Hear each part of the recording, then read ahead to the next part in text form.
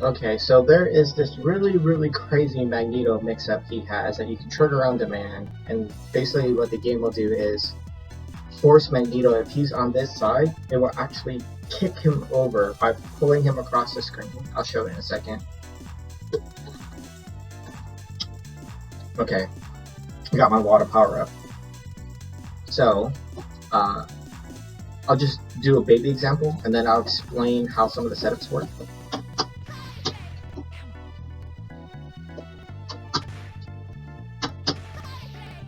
So that's the trick. It's actually really consistent. It's really not that hard to pull off, just doing that for learning purposes. So one, what you want to do is get this sandwich effect where the character's stuck in the middle. You want that. The caveat in this trick is that when you call Psylocke, she kind of like, when she comes out, she takes that spot where Cable is and she pushes him a little bit before she has any hits. What you want to do right there is actually use that to your advantage. The second part is after you get the sandwich, you have to throw a normal. So what you're trying to do is, like, if this is your normal, right, and it's clipping, what you want to do is, as you call Psylocke, it would have clipped like this normally. But because Psylocke comes out, she pushes the character just a little bit, and it forces Magneto to drag to the other side because it clipped through the body. That's my guess. Not really sure why it pulls him across. All I know is that you can get it to pull him across. So those two things, just calling Psylocke at the right time and then doing a normal at the right time, will force the slide through to happen. Oh, I'm surprised that was so far. It worked too. So that's the trick. I'll just show some baby applications really quick, just to show you guys how you can actually use this while you're playing. Maybe you can come up with some better setups. So I only have a couple. Right, you could do that.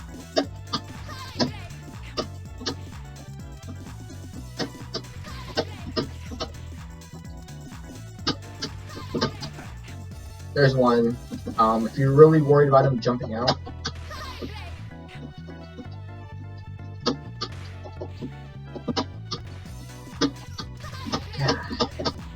promise my inputs are getting jacked because I'm playing on PC.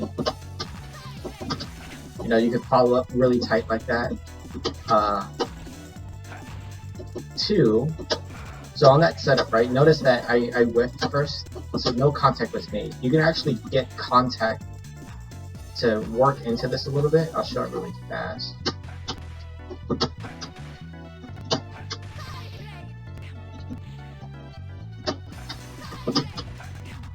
So that one was with contact. So with or without contact, you can actually get the game to push you to the other side.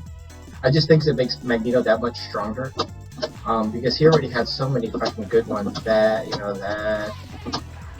Maybe you fucking feeling swaggy that day, you want to kick him in the back of the head by fucking moonwalking backwards or something. I thought this worked. Oh, there it is. Do that. I'm pretty sure you'd even get that to work with Psylocke. Like, I know for a fact you can, actually.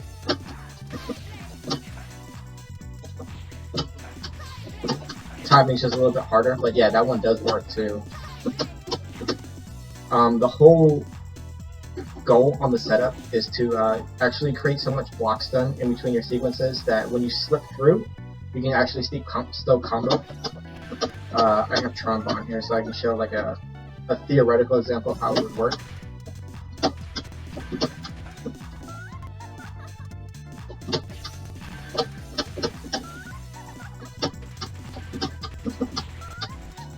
So in that sequence, I did the trick, slipped through, and Trombone still had so much block stun left over, I could use it. That's what you want to aim for when you try to develop setups, is use the slip, but still have block stun on the other side to end up using the trick. I don't know, maybe Magneto can do air dash down forward with plus Psylocke. Maybe that'll work. Like with hard punch.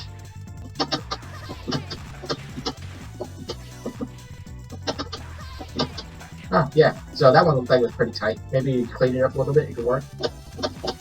I think one of the strongest tools in this setup is that the timing involved, because once you start developing setups, you know, they get kind of easy to work into your game. If you delay them just a little bit, you actually never slide through. So I'll show that really quick. Oh no, so that time I slid through, right? So this time I won't.